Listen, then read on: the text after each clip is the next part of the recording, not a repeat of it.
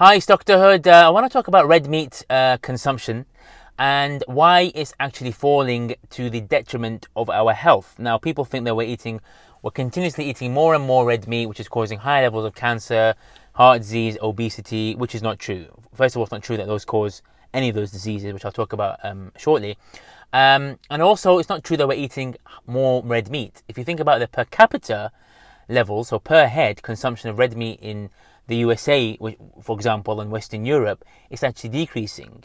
The total amount may be increasing because the population is always increasing, so there are more mouths to feed, but that's the same for any kind of food that we're producing. But for red meat, it's reducing per capita and being replaced by poultry. So if you look at the statistics for America, in the 1970s, poultry accounted for about 25% of meat consumption. Now it's around 50%, and red meat is reducing for a variety of reasons. Poultry is cheaper, and that's because of the increase in intensive poultry farming, and also because of the fears of red meat. Two fears which are unfounded.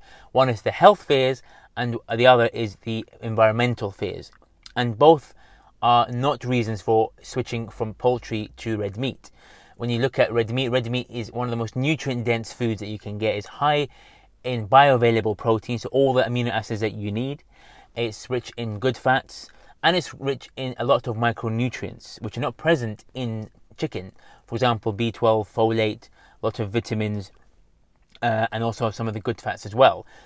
Chicken does have all the bioavailable protein that you need, but red meat overall is more satiating.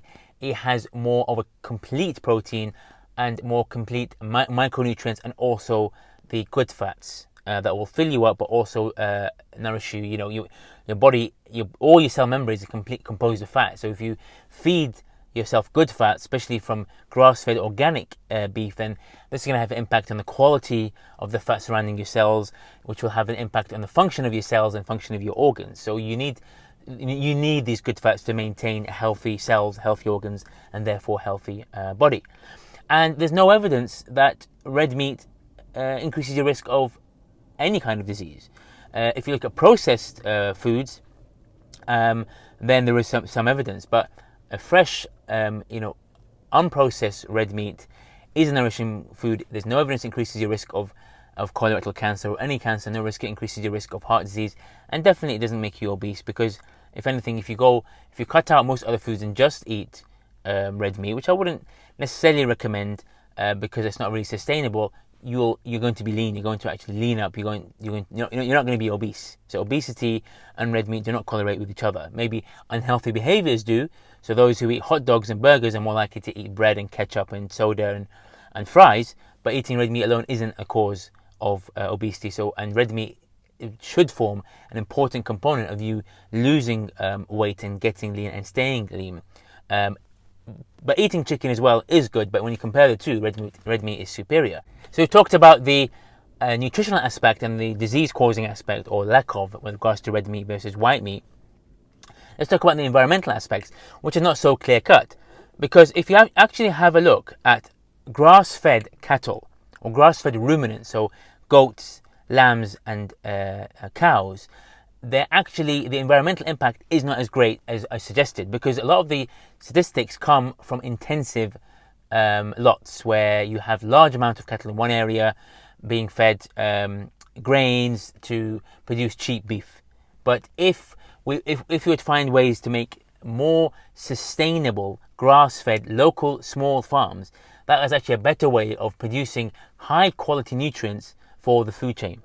If you compare grass-fed cattle to intense poultry, which is how most of the time you find chicken, it's intensive farming, then grass-fed cattle is environmentally friendly.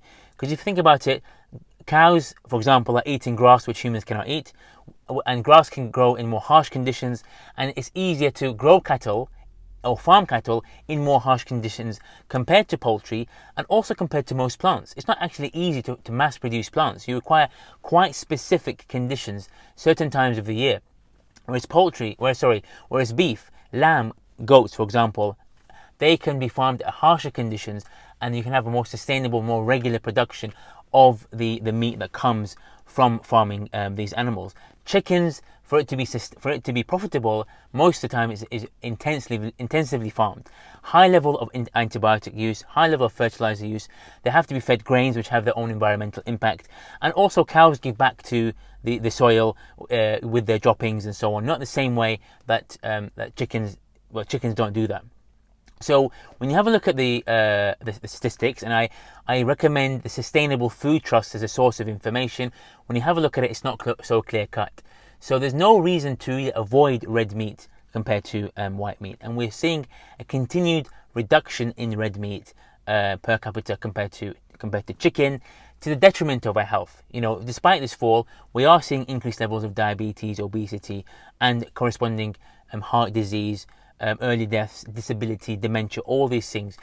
Most likely these are actually due to the high levels of processed carbohydrates and processed vegetable oils, but it's not due to red meat, which is actually falling in number. So the take-home message is for you, for your own journey to a leaner body, but also the message to you for your family and friends or people you care about, is to do eat the red meat. Higher quality, the better, but whatever you can include in your diet, that is the way in which you're going to optimize your health, at the same time lose the fat, get lean and get fit, and you're not going to have that environmental impact that you think you have if you listen to the mainstream media. Okay, I'll see you in the next video.